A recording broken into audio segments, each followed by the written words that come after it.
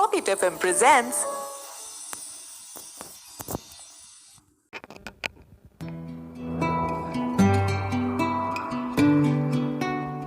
जगदीश फिर लेखक से पूछता है, बताइए न सर, क्या अभिशाप मिला था यक्षिणी को?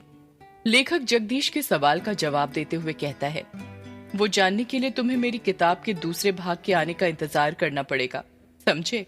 अच्छी मार्केटिंग स्ट्रेटजी है सर, किताब बेचने की। वो तो होगी ही जगदीश, किताब बेचता हूँ और उस किताब के साथ अपने दर्द भी। तो उन आंसुओं के पैसे तो वसूलूंगा ही ना। बस एक बात दिमाग में रखना, कोई भी इंसान बुरा नहीं होता, उसे बुरा बनाया जाता है। मतलब यक्षिणी बुरी नहीं थी, उसे बुरा बनाया गया था, है ना सर? मैंने कहा ना, अब मैं किसी सवाल का जवाब नहीं दूंगा। जो जानना है किताब का दूसरा भाग पढ़कर जानना, समझे? बातें करते करते लेखक की सिगरेट खत्म होने वाली थी, उसमें बस एक दो कश ही बचे थे। जगदीश हिचकिचाते हुए फिर लेखक से पूछता है, सर एक बात पूछूं? तुम नहीं मानने वाले ना? ठीक है, पूछो। सर आपकी बातों से ऐसा लगता है जैसे आप यक्षिणी को बहुत करीब से जानते हैं। क्या आपने कभी यक्षिणी को देखा है? सवाल सुनकर लेखक एकदम चुप हो जाता है और उसके चेहरे के एक्सप्रेशन देखकर ऐसा लग रहा था जैसे वो किसी सोच में डूब गया हो और उसको कुछ ऐसा याद आ गया हो जो वो जगदीश को नहीं बताना चाहता था। जगदीश लेखक पर दबाव बनाते हुए पूछता है, क्या हुआ सर, आप चुप क्यों हो गए? बताइए ना, क्या आपने कभी यक्षिणी को देखा है? क्या कभी आपका यक्षिणी से सामना हुआ है? लेखक सिगरेट की कश लेकर धीरे से कहता है, मेरा यक्षिणी से सामना नहीं, बल्कि मैंने तो खुद अपना मोबाइल देखते हुए कहता लेखक है। ने इतना ही कहा था कि तभी फोन कट जाता है। फोन कैसे कट गया? लगता है नेटवर्क चला गया। ये गांव में यही प्रॉब्लम रहती है, पता ही नहीं चलता कब नेटवर्क आता है और कब चला जाता है। इतना कहकर लेखक उसकी कुर्सी के बगल में रखी बैसाखी के सहारे खड़ा हो जाता है। उसका एक पैर जो था वो सही से काम नहीं करता था, जिसके कारण वो लंगड़ा लंगड़ा कर चलता था। उस लेखक ने बैसाखी के सहारे अभी एक दो कदम ही आगे बढ़ाए थे कि तभी कमरे की लाइट अपने आप बंद चालू होने लग जाती है। लेखक कमरे के आगे लगे बल्ब को देखता हुआ कहता है, अरे अब ये लाइट को क्या हो गया अचानक?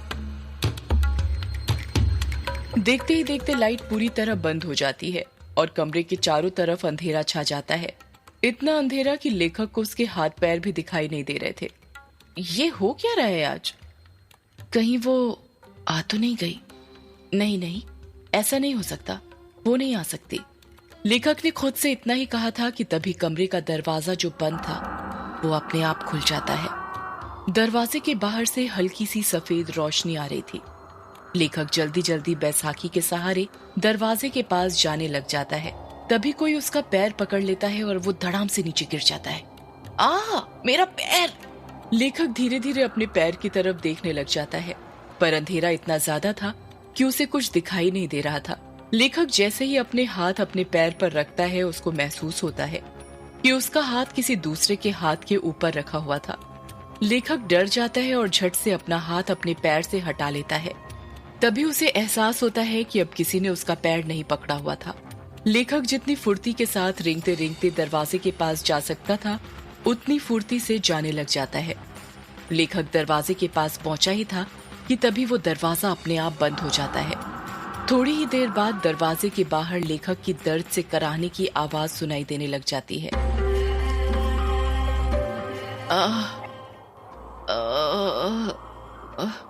कौन हो तुम? मैं यक्षिणी, तेरी मौत। कुछ देर तक लेखक और यक्षिणी की बातें चलती हैं, पर उन दोनों की बातों की आवाज दरवाजे के बाहर नहीं आ रही थी। कुछ देर बाद लेखक की एक जोर से चीख सुनाई देती है। ये एक ऐसी चीख थी जो दिल को दहला कर रख दे। अगले ही पल दरवाजे के नीचे से लेखक का खून बहकर दरवाजे के बाहर आने लग जाता है।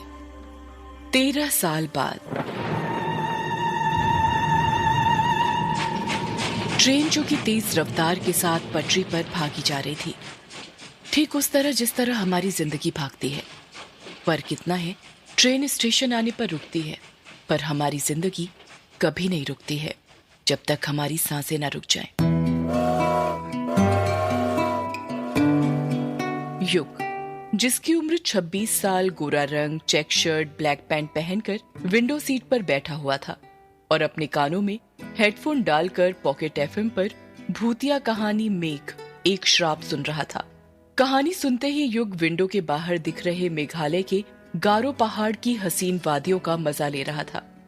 वही गारो पहाड़ जिसका नामकरण तिब्बती तथा बर्मी जनजाति गारो पर हुआ था। गारो पहाड़ नीस चट्टान का बना हुआ था। पहाड़ों को चारों तरफ से सफेद बादलों ने घेर लिया था, जिन्हें देखकर ऐसा लग रहा था कि पहाड़ों ने बादलों की सफेद चादर ओढ़ कर रखी हुई हो।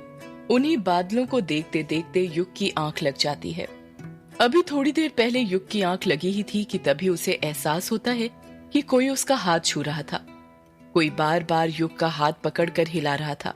युग बौखलाहट के साथ उठ जाता है और जब अपनी आंखें खोलता है तो देखता है कि उसके चेहरे के जस्ट सामने एक बुढ़े का चेहरा था, जो बड़ी बड़ी आंखें करके उसे घूर रहा था। उस बूढ़े ने सफेद मटमैली सी धोती पहनी हुई थी। उसके हाथ पैर कंपकपा रहे थे।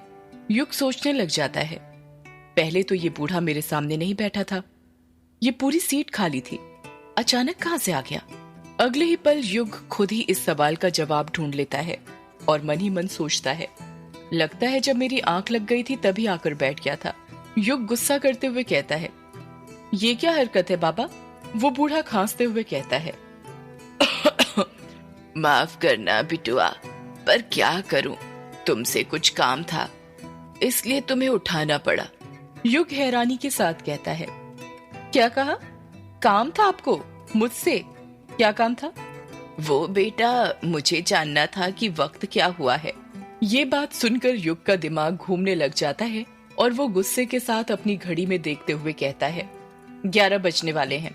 अच्छा, मतलब 1 घंटे बाद मेरा स्टेशन आ जाएगा। युग कुछ जवाब नहीं देता और उस बूढ़े को घूरने लग जाता है। वैसे बिटुआ, तुम कहाँ पर जा रहे हो? युग उस बूढ़े के सवाल का जवाब देते हुए कहता है, वो मेहंदी पथार जा रहा हूँ। मतलब तुम भी मेहंदी पथार जा रहे हो? युग उस बूढ़े के सामने उंगली करते हुए कहता है, मतलब आप भी? हाँ बिटुआ, चलो अब सफर आसान हो जाएगा। जब कोई बात करने वाला मिल जाता है तो सफर जल्दी कट जाता है। तुम मेहंदी पथार में कहाँ जा रहे हो? मेहंदी पथार से 5 किलोमीटर दूर ही बंगला मुडा गांव है ना, वहीं पर जा रहा हूँ। बंगला मुडा में तुम्हारे रिश्तेदार रहते हैं क्या? नहीं, बंगला मुडा गांव में तो नहीं, पर रोंका मुचा गांव में रहते हैं। अरे ये क्या बात हुई बेटा, जब तुम्हारे रिश्तेदार रोंगका मुचा गांव में ही रहते हैं तो फिर तुम बंगला मुडा गांव क्यों जा रहे हो? इस सवाल को सुनकर युग खामोश हो जाता है। ऐसा लग रहा था जैसे उस बूढ़े ने युग की दुखती नब्ज पर हाथ रख दिया था, कुछ ऐसा पूछ लिया हो जिसका जवाब वो शायद अपने आप को भी नहीं देना चाहता था। बूढ़ा अपनी बात को आगे जारी रखते हुए कहता है, चलो नहीं बताना तो मत बताओ, बंगला मुडा में कहाँ रुकने वाले हो? बंगला मुडा गांव के बाहर जो ग्रेवयार्ड कोठी पड़ती है ना, उसमें ही रुकने वाला हूँ। वो बूढ़ा हैरानी के साथ कहता है, वो अंग्रेजों की जमाने की कोठी जिसे कब्रिस्तान पर बनाया गया था? हाँ, वही ग्रेवयार्ड कोठी, पर वो तो पिछले 13 साल से बंद है ना? हाँ बंद है, पर अब नहीं रहेगी। मैं आज रात ही उस कोठी को खोल दूंगा। नहीं बिटुआ, ऐसा मत करना। तुम्हें उस ग्रेवयार्ड कोठी के बारे में पता नहीं क्या? क्या नहीं पता? आप साफ साफ कहेंगे क्या कहना चाहते हैं? अगर तुम बचपन में उस गांव में रहे हो तो ये तो पता ही होगा कि यक्षिणी किश्नोई नदी के पास भटका करती थी। युग उस बूढ़े की बात का कुछ जवाब नहीं देता है। वो गौर से उसकी बातें सुन रहा था। वो बूढ़ा अपनी बात को आगे जारी रखते हुए कहता है, तुम्हें पता है उस यक्षिणी के एक नहीं 2 ठिकाने थे। पहला किश्नोई नदी और दूसरा ग्रेवयार्ड कोठी। युग हैरानी के साथ कहता है, क्या कहा? ग्रेवयार्ड कोठी? हाँ, ग्रेवयार्ड कोठी। गांव के लोगों ने कई बार यक्षिणी को ग्रेवयार्ड कोठी के पास भी पटकते देखा था। यक्षिणी हर पूर्णिमा और अमावस्या की रात मर्दों के साथ संभोग करके उनके दिल का खून चूस कर उन्हें मार दिया करती थी। इसका मतलब पापा ने बचपन में जो कहानी मुझे सुनाई थी वो कहानी नहीं बल्कि हकीकत थी। बिटुआ, किस कहानी की बात कर रहे हो तुम? बूढ़े की बात सुनकर युग अपने अतीत की यादों में खो जाता है।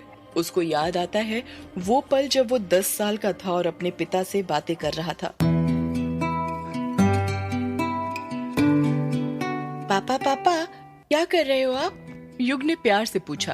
कुछ नहीं बेटा, कहानी लिख रहा हूँ। युग के पिता ने टाइपराइटर पर कहानी टाइप करते हुए कहा। क्या कहा पापा? कहानी? कौन सी कहानी लिख रहे हैं पापा आप? यक्षिणी की कहानी बेटा। पापा मुझे भी यक्षिणी की कहानी सुनाइए ना। नहीं बेटा, तुम अभी छोटे हो, तुम डर जाओगे। जब बड़े हो जाओगे तब सुनना, ठीक है? युग उदास हो जाता है और मुंह बनाते हुए कहता है, प्लीज पापा सुनाइए ना, मैं नहीं डरूंगा, प्रॉमिस। और आप ही कहते हैं ना कि अब तो मैं बड़ा हो गया हूँ और बड़े बच्चे डरते नहीं हैं बल्कि डराते हैं, तो प्लीज पापा मुझे यक्षिणी की कहानी सुनाइए ना। युग जिद करने लग जाता है और युग की जिद के आगे उसके पापा हार मान जाते हैं और उसे यक्षिणी की कहानी सुनाने लग जाते हैं। कहते हैं ये जो अपनी किश्नोई नदी है ना, बहुत सालों से वहाँ पर यक्षिणी डायन रहा करती थी।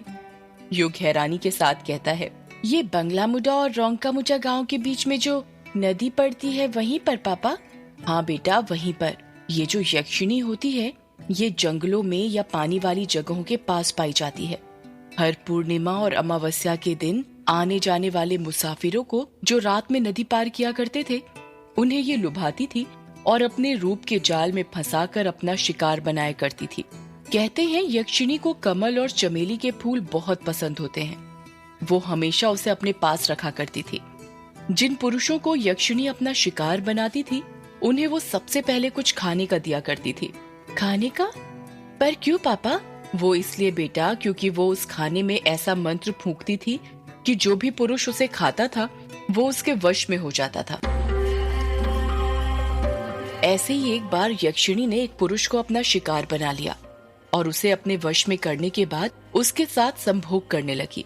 युग बीच में ही बोल पड़ता है, ये संभोग क्या होता है पापा? युग का सवाल सुनकर युग के पिता चुप हो जाते हैं और वो बात को घुमाते हुए कहते हैं, ये आपके मतलब की चीज नहीं है बेटा। आप अभी छोटे हो ना, जब आप बड़े हो जाओगे तब हम इसका मतलब बताएंगे। अभी आप कहानी पर ध्यान दो। ठीक है पापा, फिर आगे क्या हुआ? संभोग करने के बाद यक्षिणी अपने असली रूप में आ जाती थी। यक्षिणी का असली रूप बेहद डरावना होता है, इतना डरावना कि जिसे देखकर किसी के भी दिल की धड़कन थम जाए। अपने असली रूप में आने के बाद यक्षिणी अपने शिकार के दिल का खून चूस लेती थी। पर वो ऐसा क्यों करती थी पापा? क्या वो बुरी औरत थी? नहीं बेटा, यक्षिणी बुरी औरत नहीं थी, बल्कि वो तो बहुत अच्छी औरत थी। दूसरे लोग से आई हुई एक अप्सरा की तरह थी। तो फिर पापा वो आदमियों के साथ, वो क्या बोला था आपने? हाँ याद आया, संभोग करके क्यों मार देती थी? युग के पिता कुछ याद करते हुए कहते हैं, अभिशाप के कारण बेटा। कैसा अभिशाप पापा? बेटा वो अभिशाप ये था कि युग के पिता ने इतना ही कहा था कि बाहर के कमरे से युग की माँ की आवाज सुनाई देती है, युग बेटा, ओ युग बेटा, चलो आओ खाना खा लो, खाना बन गया है। युग अपनी माँ को मना करते हुए कहता है, नहीं माँ, मुझे अभी खाना नहीं खाना है, मैं पापा से कहानी सुन रहा हूँ। क्या कहानी सुन रहे हो? तुम्हारे पापा को कहानी लिखने और सुनाने के सिवा और कुछ आता भी है? जब देखो दिन भर कहानी लिखते रहते हैं। खुद तो बिगड़े हुए हैं ही, तुम्हें भी बिगाड़ने पर तुले हुए हैं। चलो जल्दी आओ खाना खाने, मैंने खाने की थाली बना ली है तुम्हारे लिए। नहीं माँ, मैं नहीं आ रहा, कहानी खत्म होने के बाद ही आऊंगा। क्या कहा? नहीं आ रहे? लगता है मुझे ही आना पड़ेगा। रुको अभी बेलन लेकर आती हूँ, तभी तुम मानोगे। पायल के बजने की आवाज सुनाई देने लग जाती है। ऐसा लग रहा था जैसे युग की माँ युग के कमरे की तरफ आ रही हो। कुछ ही देर में युग की माँ हाथों में बेलन लेकर उसके कमरे में आ जाती है। युग को उसकी माँ का चेहरा दिखाई नहीं दे रहा था, क्योंकि उसकी बचपन की यादों से उसकी माँ का चेहरा मिट चुका था। उसे नहीं पता था कि उसकी माँ कैसी दिखती थी। उसको उसकी माँ की बातें तो सारी याद थीं, पर उनका चेहरा नहीं। युग की माँ उसका कान पकड़ते हुए कहती है, तो क्या कह रहे थे बेटा तुम, कि तुम्हें खाना नहीं खाना? जरा एक बार और बोलना। युग चीखते हुए कहता है, अरे माँ कान छोड़िए, दर्द हो रहा है। माँ कान छोड़िए, कान तो छोड़िए आप माँ, दर्द हो रहा है माँ।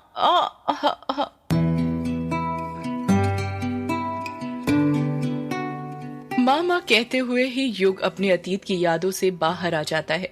जब युग अपनी आंखें खोलता है तो देखता है कि उस बूढ़े ने उसका हाथ पकड़ा हुआ था और उसे हिला हिला कर पूछ रहा था, अरे ओ बिटुआ, कहाँ खो गए? ठीक तो हो तुम? और ये मामा क्यों बोल रहे हो? अरे बिटुआ, युग बूढ़े की बात का जवाब देते हुए कहता है, कुछ नहीं बाबा, ठीक हूं मैं तो डर ही गया था। युग बूढ़े की आंखों में देखते हुए कहता है, बाबा एक बात पूछनी थी आपसे, क्या वो यक्षिणी अभी भी मर्दों को अपना शिकार बनाया करती है? सदियों से है पुरानी ये है यक्षिणी की कहानी। यक्षिणी एक आग है, यक्षिणी तेरा ख्वाब।